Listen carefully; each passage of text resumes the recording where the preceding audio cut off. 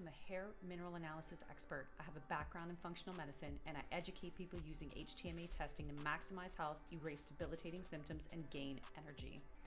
I'm a multi-time kettlebell sport world champion, and I'm constantly searching for high-performance pros from all over the world to bring you this human optimization podcast.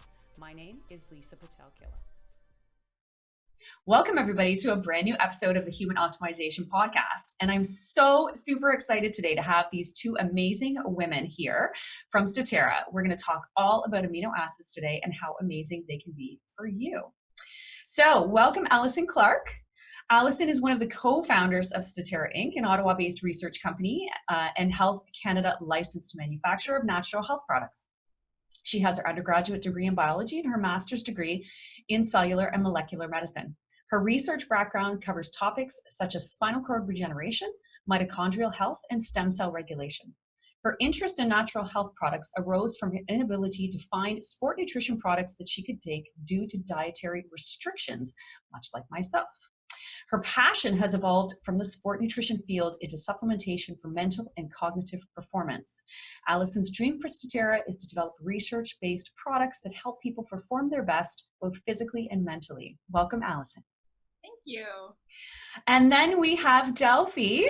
Dr. Delphie Dugal-Tessier is the head of research at Staterra. She has a bachelor's in psychology and a PhD in neuroscience. She has over 10 years of experience in research ranging from human behavior, pathopsychology to neurogenesis and molecular and cellular biology. The research she's currently conducting at Staterra is a means to develop a nutritional supplements that promote physical and mental well-being. As a side note, she is no stranger to competitive sports. She was on the Canadian Mogo freestyle ski team and now trains, teaches, and competes in Brazilian Jiu-Jitsu. So welcome, Delphie. Amazing to have you both with us today. And so many awesome things to talk about. Are you too excited to be here? Too excited. Too excited. I love it. I love it. Well, you guys, I mean, it's just so much science-based research there and studies and so many things that you've looked into and tried. And obviously you're very passionate about nutrition and natural products.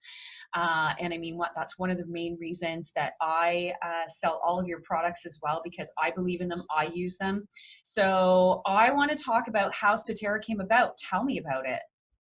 So Staterra started almost 5 years ago. We're actually coming up to our 5-year anniversary, so I'm pretty excited about that. And truth be told, I was in academic research at the time. I was a senior research technician at the University of Ottawa. And it was my father, who is a serial entrepreneur, who showed up one day to take me out for lunch and said, "Allie, we're starting a business." So not knowing fully what I was getting myself into, Staterra was born. So we actually got our start in natural health product manufacturing, and we originally began in what's called compounding. And so we were putting together customized formulas for natural health clinics in the Ottawa area. My background being primarily science-based, I really wanted to start to learn more actually about the natural health products and the research that was around them, right? And so as we started to look into it, we learned that especially within sports supplements, there wasn't a whole lot of fundamental research behind why people formulated them, if that makes sense. So there was some studies out there suggesting like efficacy or those types of things, but not a whole lot looking at the physiology behind it. And so that's where our research program really came from and how the research side of things began.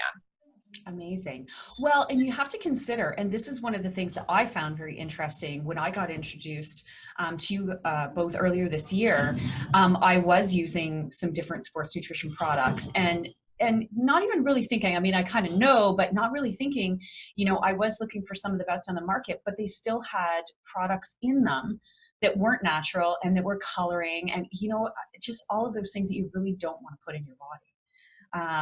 So I was happy that I could switch to something that doesn't have any of that. That made me super excited. Yeah, it's really difficult, especially within sports supplements, because there is such a huge emphasis on flavor and texture.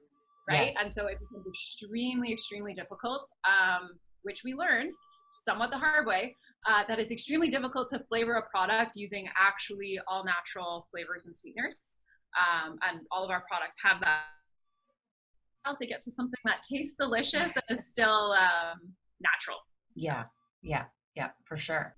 So let's talk about amino acids, because that's what we're here to dive into today. And I know for myself, always being on the run, being a high achiever, being a competitive athlete, I like to use amino acids to make sure that I'm always performing at my best. And I'm a firm believer too, that anybody who is an entrepreneur, one of those type A personalities, that's an executive or a leader, I truly believe that those people need to support with amino acids as well. I could be wrong. That's just my personal opinion. Constant pushing forward, right? When we're an entrepreneur, we're constantly busy. There's things that are, we have tasks that have to be completed. We want to do them as efficiently as possible, but that doesn't always happen. So we may be a little bit stressed. Obviously, we have stress too. So I think that depletes amino acids. So talk to me about amino acids. Let's just have a talk about that. Sounds good. So to start off, just some basics on what amino acids are and how they work in the body, because I think a lot of people know about them from a supplement perspective, but they don't actually know what they do. So amino acids are, to sound cliche, I guess, or cliche in the amino acid world, they're the building blocks of protein. And oftentimes when people think protein, they think like eating meat, and you eat protein and it's healthy, but they don't really know why. So essentially, proteins are the little molecules inside every single one of your cells that do all of the work within your body. So it's little proteins that actually move nutrients into your cells. It's ones that eliminate waste. They give the cell structure. It's proteins that really do everything to keep you alive and keep your cells alive. And each one of these proteins is made up of amino acids. And your DNA, so your genome, actually codes these proteins. So once you look at the whole pathway with your genome and proteins and amino acids, you can really see that amino acids are a very critical part to keeping your cells alive and healthy. Okay, excellent. And let's dive a little bit more into, I kind of talked about and gave my opinion about who I think needs them. And I mean, that's just a basic general statement. What do you guys think? Tell me what you think. So I think, do you want to start? Yeah, sure. Okay. Pretty much. Delphi's like, I'm ready. Let me in, coach. Put me in, coach. So everybody needs amino acids, but we don't necessarily all need it the same way, depending on environmental stressor, physical stressor, emotional stressor, because they are the building blocks of the body. So our DNA codes for it. And if you're missing something, then your body's like, okay, we need this. So you need the amino acids to make that specific protein. So pretty much there's 20 amino acids that make protein. And 9 are essential. So you hear a lot of the time essential amino acids are very important. Obviously, essential means your body can't make it. So you have to get it through your diet. So if you are, and you need all of them. All of them are very important. They all have very specific roles. So that's why we talk a lot of times about complete protein. A complete protein has all the amino acids you need in your diet. And other proteins, the non-essential, if you're missing it, your body can create it with other amino acids or with breakdowns. Your body is capable of generating that amino acid specifically. So I think one of the things that one of the things that we hear all the time is, well, I have a healthy diet. I'm sure I can get all of my amino acids from my diet. And this isn't necessarily false, because if you do have a very good diet and you're eating small amounts of protein 3 to 4 times a day and you're meeting your protein recommendation, then there is a good chance that you're able to get all of your amino acids. The problem is that the vast majority of people don't do that. And so even if someone oftentimes is hitting their protein intake for the day, they're getting the vast majority of it from their dinner. And so the problem is then you've just gone your entire morning without any protein or amino acids entering your system. And unlike carbohydrates or fat, your body doesn't store them. So it's really whatever you take in at that time, it circulates in your blood for a little while and then ends up being excreted if your body isn't using it to form proteins. Plus important, because you're ingesting your protein, your amino acids, so your digestion can only take so much. So that's very, very important. So if you need 90 grams of protein and your body needs it right now, you won't get it because you can only really absorb about 20 to 25 grams. So the people who are bodybuilders or doing a lot of endurance and they need a lot of protein, so they need more than the average person, taking that 2 scoops of protein is not doing you any good. First of all, you're going to have to excrete most of it. It's not being absorbed. It's putting a lot of strain on your system, which is going to impede on your performance. So you're better to take 3-4 portions of 25 grams of protein throughout the day. So it also lets your body digest it, take what it needs, excrete what it doesn't need. So it takes the load off your body too. So, and I think one of the other things that people don't really consider is when you actually look at the human body and how we evolved really, and the environment that we essentially from a biological perspective are designed for is extremely different than the environment that we live in nowadays. Right. When you look at like the advent of technology, that's only been, I don't know, when I was a kid, they didn't even have the internet, and I'm dating myself. I had rotary phones, right? Like, yeah. Right? I know, right? That crazy noise when you try and connect to the internet and wait. Yeah. With the phone on the other line. And so moral of the story, like nowadays people are forcing themselves to multitask more than they ever have. We're integrating, our brains are integrating or trying to integrate information at a rate that we really just weren't designed to do. Right. And for the most part, I mean, our body does a pretty decent job of keeping up, but it's almost kind of funny to think that we wouldn't need some extra help from a nutritional perspective to do that. Yeah, makes total sense.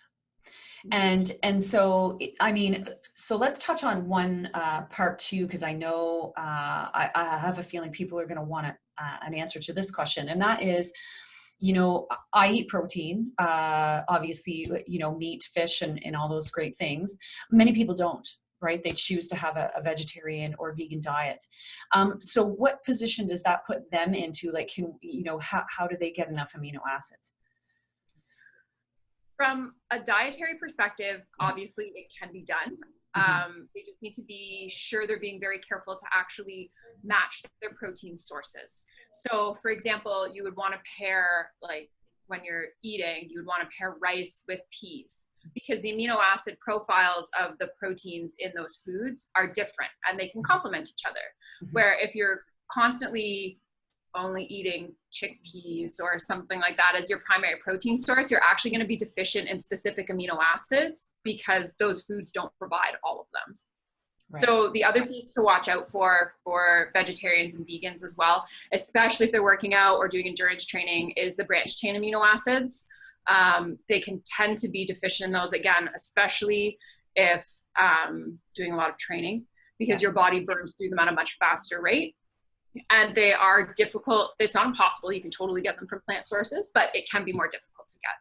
Yeah. Okay. No, that's good for people to know. Because again, I have always understood that the rice and legume combination was a complete protein, and that's important for people to know, because if they want to be on that kind of diet, and I'm always gearing towards athletes or high performers, we need to make sure that we're getting all of those amino acids into our diet and enough of them, right? So that's really important. And so, I mean, you guys do tons of studies, and I mean, if you guys want to touch on those and kind of talk about them, I'd be happy to listen, because I'm interested too, right? But studies, just what amino acids get burned the fastest when we're talking about athletes, when we're talking about people who are performing at a high level. You know, tell us about that. Tell us what your research has found. I'm gonna let you take this one. Okay. So we've been talking a lot about this, for almost 3 years. Yeah. So the problem right now is there's a lot of good things in the, like in the science community. There's a lot of good things in the supplement industry, but there's not a lot of communication. So right now what's happening is people are going through the literature and then picking a couple things, putting it together, calling it a supplement, and then giving it to people and doing one test and we get positive result and be like, yeah, see, it's proven to be better.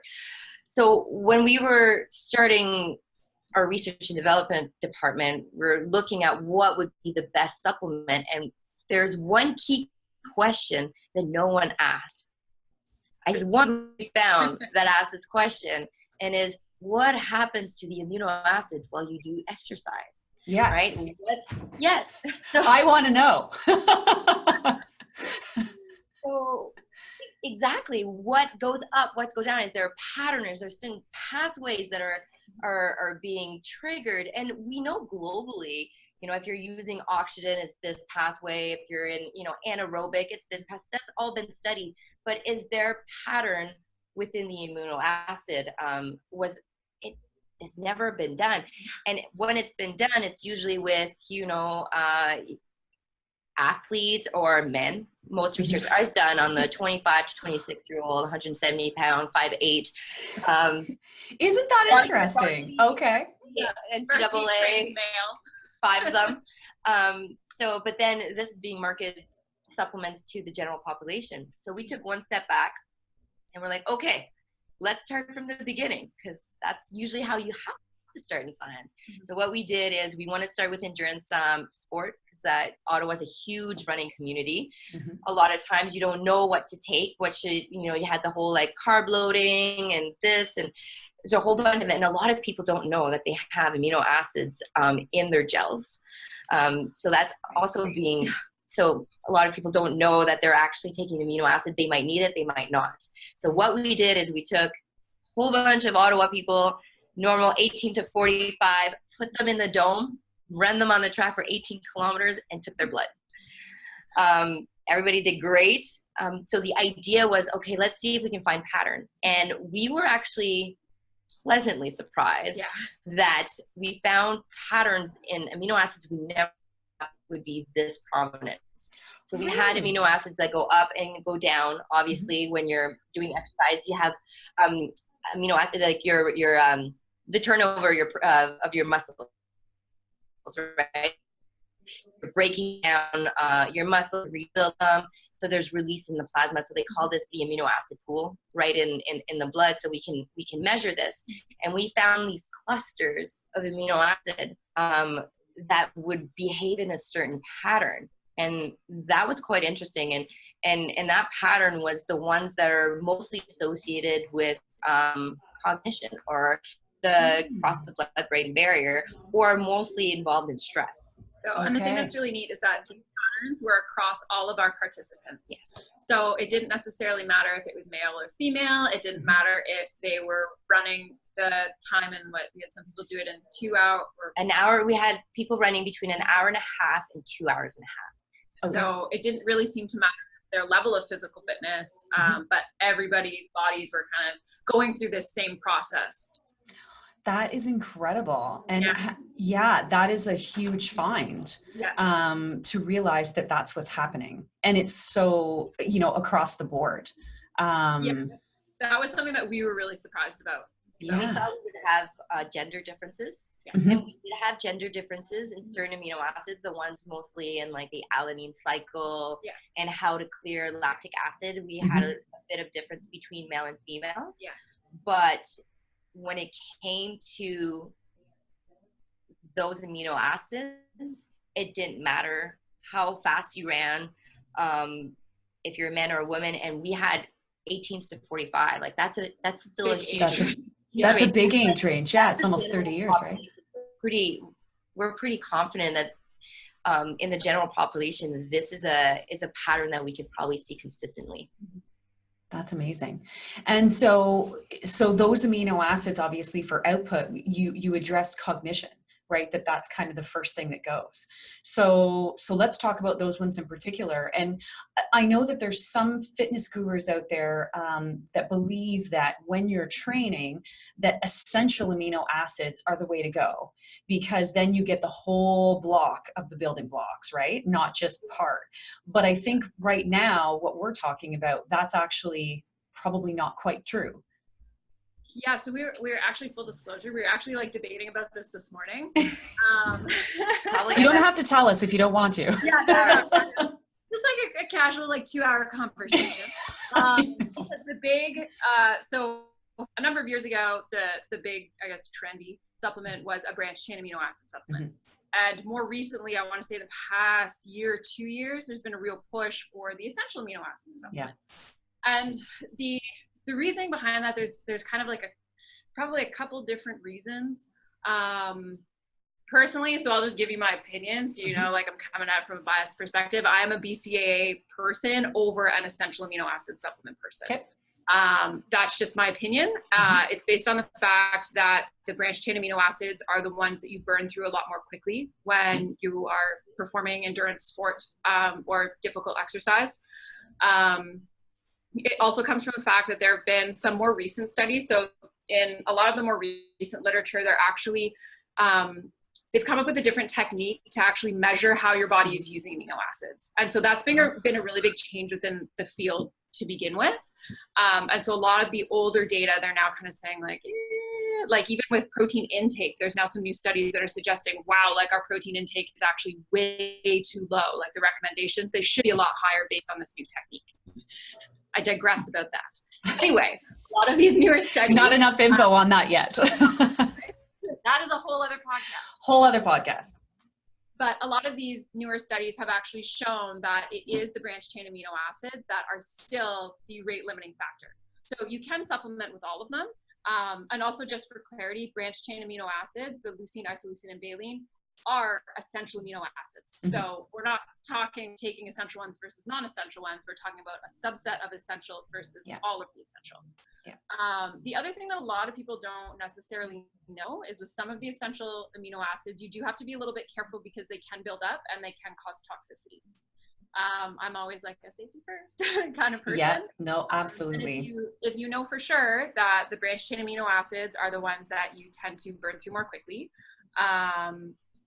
and those are the ones that tend to be the rate limiting step for muscle protein synthesis, then to me right now, there isn't the data indicating that there's enough of an advantage to take a full essential amino acid supplement as opposed to just a branched chain one, specifically with regards to like fitness, performance, and recovery. And the other thing is they compete, a lot of the essential amino acid compete for this, compete for the same transporters.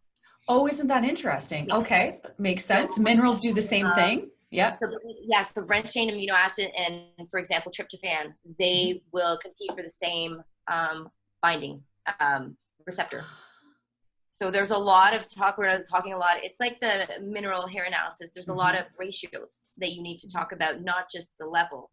So with the essential amino acids, and there is coming to be more data on it, but of the competition between the essential amino acids. So theoretically, if you're taking not the optimal combination, you can actually probably make it worse and make the BCAAs not work as well as they should. So this is really coming into the literature. It's kind of still new. The proportion and the combination as a safe thing, the BCAAs you're saying are pretty much more forgiving. Right, they're more forgiving. If you go a little bit over, the chances of a negative effect is quite minimal. If you have to clear all that BCAAs, while the essential amino acids, some of them can have toxic effects for sure. And the way when you take the way to get your essential, because you don't store anything in your body, but you do release them when you do exercise. So a lot of the essential amino acids will be released while you do exercise and reused and recycled. There's always a little bit lost, and that's where you get it in through your diet. But a good way to get your essential, because also we never talk too much about the non-essentials. The non-essentials are actually really, really important for muscle protein synthesis.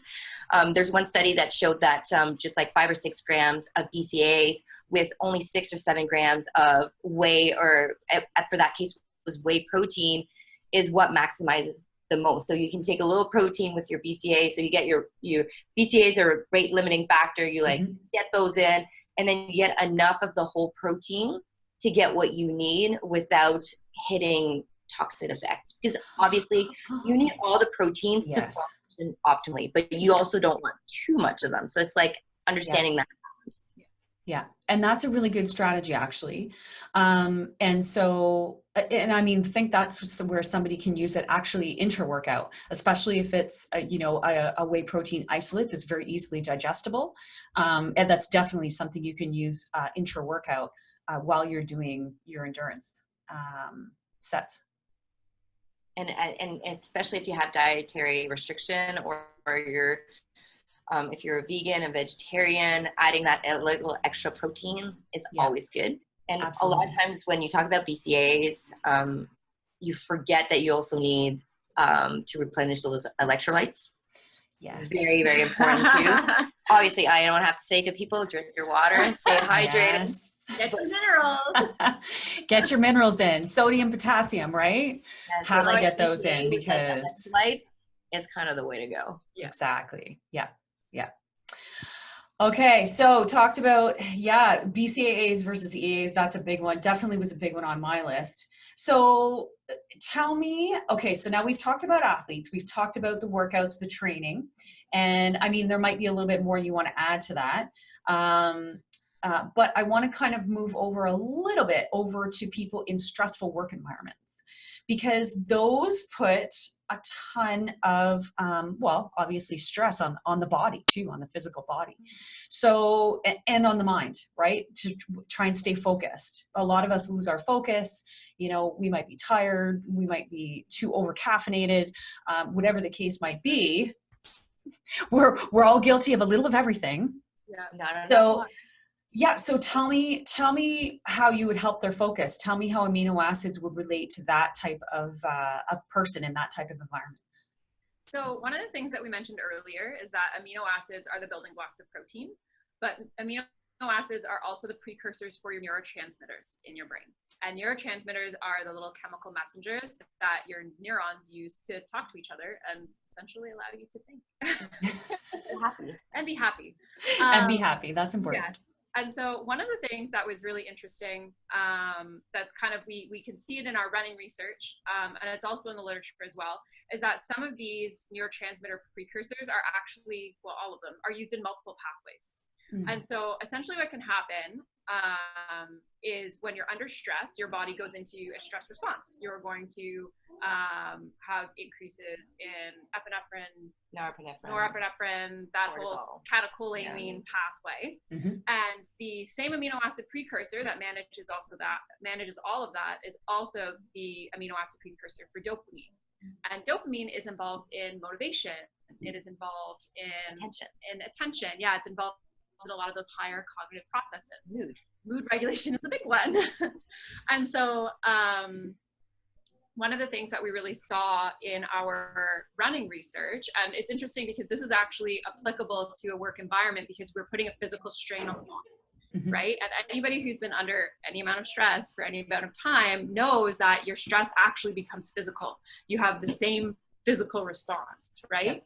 And so one of the things that we were able to see is actually changes in those specific amino acids that are precursors to neurotransmitters. And so from there, we've actually developed a product to essentially provide these nutrients that your body is depleting when you're stressed. So that way you can keep thinking and keep functioning at a high level. Amazing. And I've tried the product. It is awesome. And I didn't realize, we think about so many things when we're training. I always feel like when people are going to the gym, even if they're weekend warrior, whatever the case may be, we're going to CrossFit, whatever we're doing, we're trying to think of, okay, I need to take care of this a little bit better. I need to make sure I'm doing this. But when we're operating at a high level in the business world, we might not relate those two things together. But you're right. You have to think of it, if you've had a stressful 8 or 10 hour day and all you've done is think all day long and you're multitasking and you're doing this and doing that and you're trying to meet a deadline, you're exhausted, right? Maybe even more so than a tough set at the gym. So thinking about replacing some of these amino acids and making sure that you're looking past just your diet is really, really important for people, and definitely something they need to focus on. And the other thing that's interesting is the way the product works, we're providing essentially the free form version of the amino acid. So it's absorbed a lot more quickly. where in your diet, you're breaking it down from protein, right? So you're breaking it down with a whole blend of other ones. There could be competition for uptake. There could be, you might not be absorbing it that well when you're stressed. Maybe this is just me personally. When I'm stressed, my digestion is terrible. Nobody's digestion works as well when they're stressed. Right? And so that is true. Yes. And so it's one of those things that this product is really nice because it's just an easy, quick way to essentially get what your brain needs to help you continue functioning at a high level. And in a natural way too. And we're not, a lot of times you'll see, so nootropic, so cognitive enhancement, what they'll do is kind of force a response. Right. So you have your pathway and there's different checkpoints. So if you want to increase dopamine, you can, with a drug, just give dopamine, right? But then you're forcing that response, and the brain's kind of a little lazy being, right? If it doesn't need, if you do it once, not a big deal, but if it doesn't need to create dopamine on its own because we keep giving it to them, then it's like, and I'm talking at a healthy population, the brain's going to diminish it. It is going to be like, I don't need to take care of it. So we're not forcing or changing the chemistry of the brain. All we're doing is the tool. So what happens during stressful situation, you have your catecholamines, that's what Allison was talking about. They go up, but the thing is when they go up, there's a turnover, and then they end up depleting. So what we're doing is we're giving the tools so it can keep going.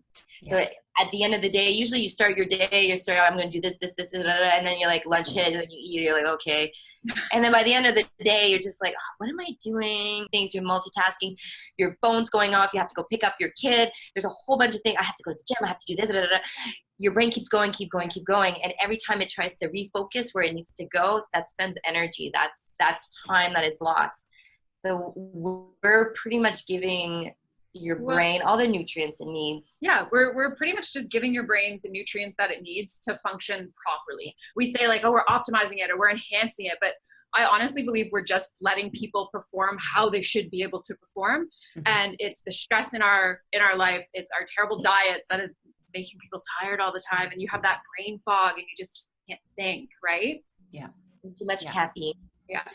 Caffeine's a big one. Yes. Throws off circadian rhythm. I mean, there's a place for caffeine, there's a time for caffeine. And I mean, we can use it to our advantage in certain situations when it's done with intelligent nutritional programming. But yeah, abusing it on a daily basis is not the right way to combat stress and create energy. And I mean, again, it's almost like pushing the adrenals past where they have the opportunity to go. Because if your adrenals are, if you've been stressed for a long time, if you've been a high performer for a long time and you haven't been supporting yourself properly, and then you're pushing your adrenals with caffeine, they're just going to keep getting more and more depleted. It's not going to help the situation.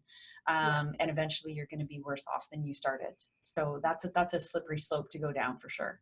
Yeah. One of the things that was interesting, and I think a lot of people, I don't want to say maybe discount it, but maybe they don't realize how important it is. And that's not only with regards to amino acids, but also with regards to vitamins and minerals. And that is when you called it the free form. So a lot of it for us in the mineral world or the vitamin world, it's the methylated vitamins, but basically it's the vitamins that are readily available and absorbable by the body, and not kind of filled with fillers and things like that. So, I mean, it's important to me when I'm supplementing, I want to put the best of the best into my body. And so let's talk a little bit about that, just the quality of the vitamins and the minerals and the amino acids, the quality of those that you're supplementing with, and why it's so important for you to have them in that bioavailable form. So I think one of the things that's really interesting about our product is we've used all of the forms of the forms of the vitamins or the forms of the amino acids that are the most studied. And so oftentimes someone will do a study on something and they're like, hey, vitamin C is great for this. And then all these other companies come out and are like, yeah, but you could take this form and you could take that form and maybe this form is better. But the problem is they've only studied one form. You don't really know how the other forms work at all. And in the case of like nootropic products, it's different, right? Everyone says like, oh, they did a study and it showed that, you know, supplementing with tyrosine causes this. And so let's give them this form of tyrosine because it will be better and it'll be more bioavailable. But no one has ever actually stopped to study if it's still effective, right? And so that was the big thing when we were making our product, is using the forms that have been clinically tested, and then making sure that we're actually dosing at a level that has been tested. Because the other thing too that will often happen is someone sees like, oh great, I'll just take like a really tiny little bit of it. And that's not what has been shown to actually work, right? Yeah. Yeah, because you want to maximize efficacy and efficiency, and you want to be able to take something that's actually going to make a difference in how you feel and how you perform. And I feel like a lot of multi-nutrients might be a little bit like that, where it's a little bit of everything, and it's not a bad support by any means. It's just not very targeted. So obviously, I mean, this particular combination, you guys researched that and put it together as a neurotropic. And so I guess my question is, and I know that everybody's going to be asking me, is how do they get their hands on this? So it's pretty easy to buy. We have a website, mindgain.ca. You just purchase it online and we ship it right to your house. Perfect. So mindgain.ca, I'll have the link in the description and on the website. And as for, I mean, all the other amazing nutritional and natural supplements that you have created, I now have those available on my website because I use them all, and I love them. And again, for me, it's all about everything in it being natural, including the flavoring. You know, there's no coloring in it. There's no red dye. There's no blue dye, and all those things, right? Like, okay, so, you know, before we sign off, because we've got a few more minutes, let's talk about all those dyes and all that, everything they put in, all that artificial flavoring. Like, we know that's not good for us. So let's give people a little synopsis about, you know, what it actually is and how it can affect the body. Well, essentially, it's pretty difficult to flavor, especially natural health products, naturally. So it just has to do, especially like amino acid supplements, like branched chain amino acids. I don't know if anybody out there has ever actually eaten an unflavored branched chain amino acid supplement, but wow. I tried once. It was unflavored. I'm like, oh, this will be fine. No, it's not. Even just like plain like unflavored whey protein, because for a while I couldn't find any protein back in the day. I couldn't find any protein. I can't have any artificial sweeteners. So I couldn't find anything that didn't have artificial sweeteners except for unflavored. And like, it was awful. It was awful. Anyway, so we've been really careful. That was one of the things right from the beginning, because selfishly I wanted products that I could take. So all of our products are sweetened with stevia. Now, the thing that's difficult about that is stevia tends to have a little bit of like a medicinal taste to it that a lot of companies will offset with a sugar alcohol. So they'll use like xylitol, erythritol, one of those. But sugar alcohols it can be difficult for your body to process them correctly, right? So if you're like me and your body doesn't process them, that can lead to some digestive problems. So we've actually used, for the flavoring of most of our products, we use a lot of fruit powders. So we'll use banana fruit powder or coconut milk powder, something like that, as to mask the off tastes, where a lot of other companies, they'll use a flavor masker. So something that's usually maltodextrin or some blend of sugar alcohols to cover any bad taste. We just use fruit powders. So it works out well. Our products, organic. Oh, yeah, they're all organic. Yeah. And the products taste great. It works really well now that we have the system worked out, but it took a while to get the system worked out.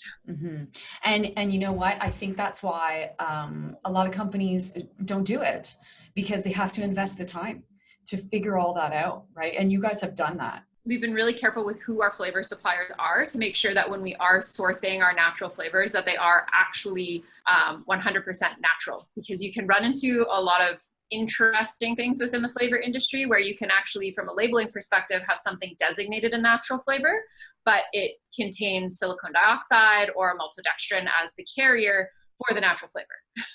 Oh, isn't that interesting?